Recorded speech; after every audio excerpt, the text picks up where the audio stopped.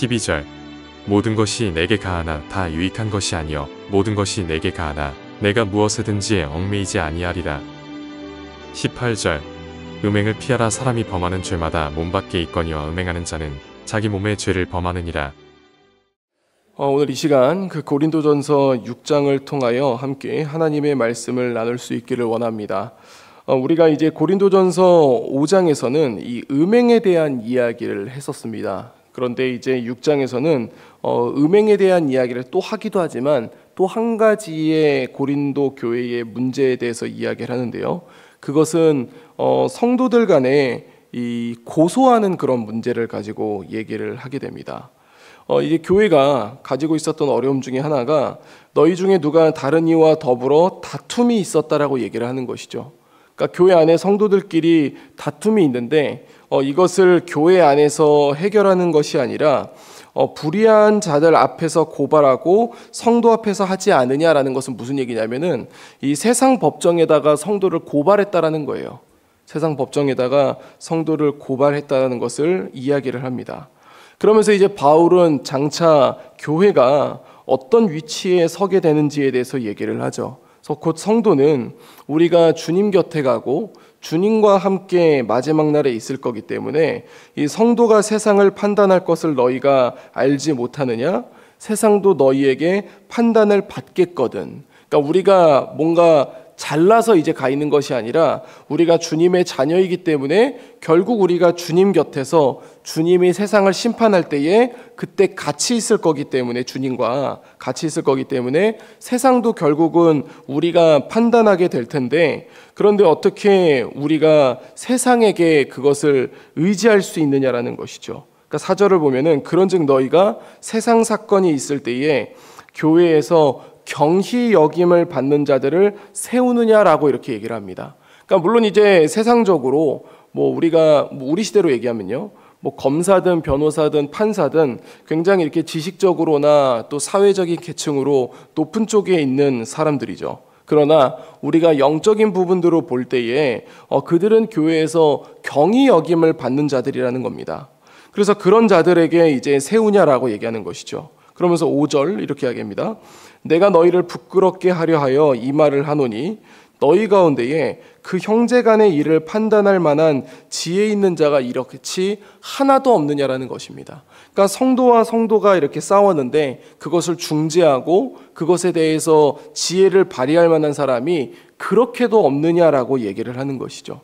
아마 그 당시에 이제 고린도 교회는 이 교회에서 어떤 판단을 하고 교회에서 중재를 했을 때에 거기에 대한 결과가 드라마틱하지 않습니다.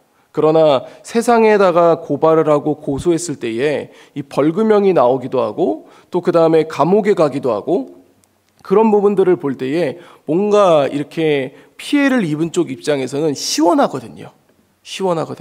그러니까 이제 그런 부분들을 눈에 보이는 결과를 보기 위하여서 그렇게 이제 고소하고 고발하는 모습들이 있었지만 바울은 이제 계속 이야기하는 것이 이제 교회 안에서 그것을 판단할 만한 자가 없느냐라고 얘기하는 것이죠. 그래서 형제와 형제가 더불어 고발할 뿐더러 믿지 아니한 자들 앞에서 하느냐라고 그렇게 이야기를 하게 됩니다. 그러면서 불의한 자가 하나님 나라를 유업으로 받지 못하는 줄을 알지 못하느냐라고 하면서 미혹을 받지 말라고 합니다. 그래서 음행하는 자, 우상 숭배하는 자, 간음하는 자, 탐색하는 자, 남색하는 자, 도적, 그리고 탐욕을 부리는 자, 술 취하는 자, 모욕하는 자, 속여 빼앗는 자는 이 하나님 나라를 유업으로 받지 못한다라고 얘기를 하면서 우리가 어떤 세상적인 법 앞에 서 있는 것이 아니라 하나님 말씀 앞에 서 있는 법에 우리가 서 있어야 함을 다시 한번 이야기를 합니다. 왜냐하면은 우리는 이제 그리스도의 씻음과 그리고 그리스도를 통하여 거룩함과 의롭다 하심을 입은 자들이기 때문이라고 그렇게 말하고 있는 것이죠. 그리고 12절에 이 고린도 교회 성도들에게 아주 핵심적인 이야기를 합니다. 뭐냐면 모든 것이 내게 가하나 다 유익한 것이 아니요 모든 것이 내게 가하나 내가 무엇이든지 얽매이지 아니하리라. 그 얘기는 이제 바울을 이제 자신을 예를 들어서 얘기를 했는데 우리가 성도라 그래서 못하는 게 아니라 사실 할 수가 있지만, 뭐든지 다 할 수는 있지만 그 모든 것이 다 유익하지는 않는다라는 것이죠. 우리는 그것을 분별할 수 있어야 되는 것을 얘기합니다. 그러니까 사람은 계속해서 본능에 충실하려는 그런 부분들이 있습니다.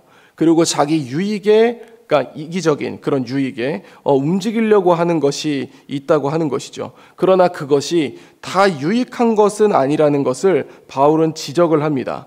그러면서 13절에 몸은 음란을 위하여 있는 것이 아니라 오직 주를 위하여 있다라고 얘기를 하고, 또 주는 몸을 위하여 계신다라고 그렇게 이야기를 하게 됩니다. 그러면서 15절에 우리의 이제 또 그 성적인 음란에 대한 부분들을 계속 다루는데요.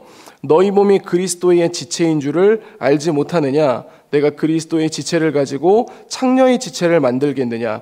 결코 그럴 수 없느니라라고 그렇게 말을 하고 있습니다.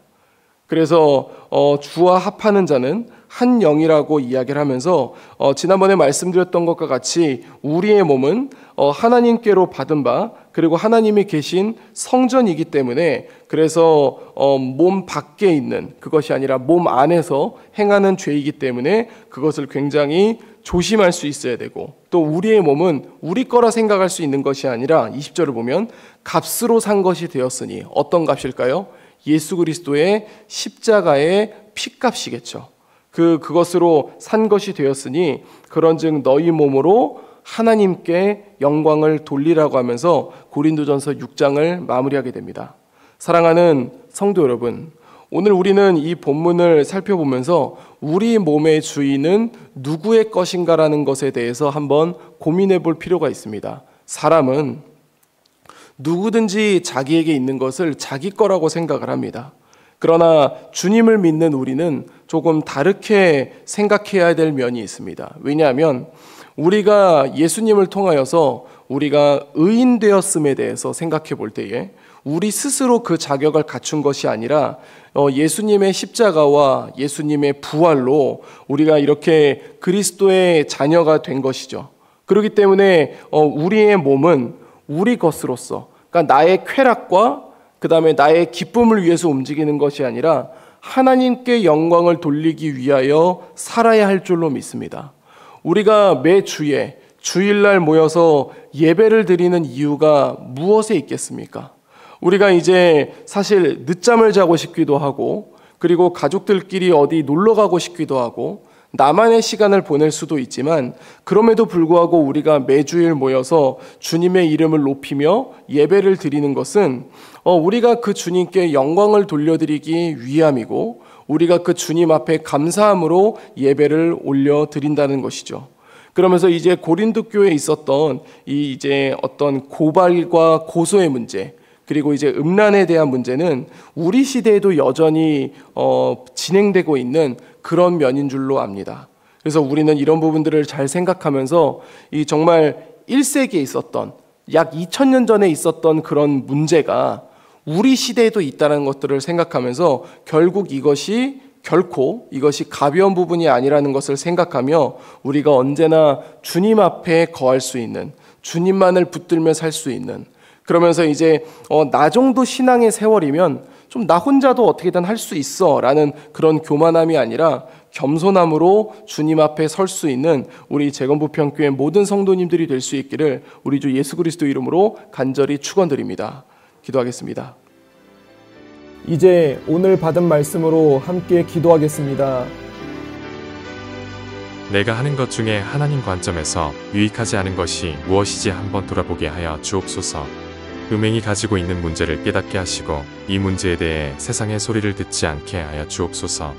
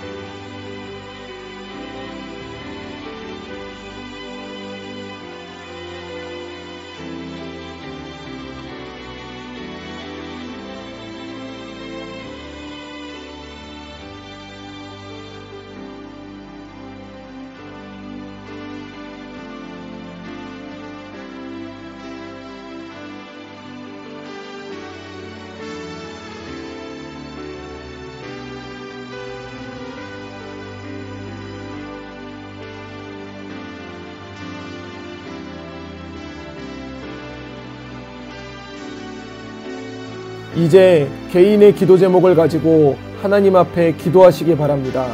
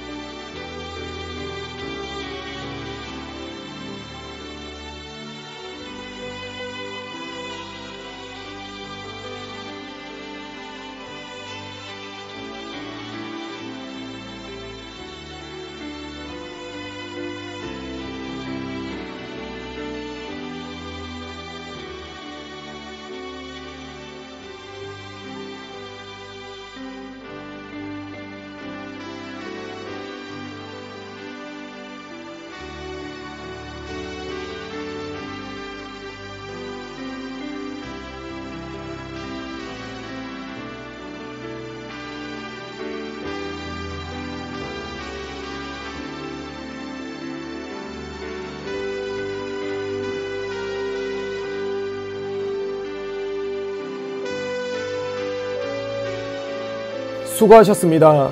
오늘도 하나님의 인도하심 가운데 승리의 하루를 보내시는 우리 재건부평교회 모든 성도님들이 되시기를 주님의 이름으로 축복합니다.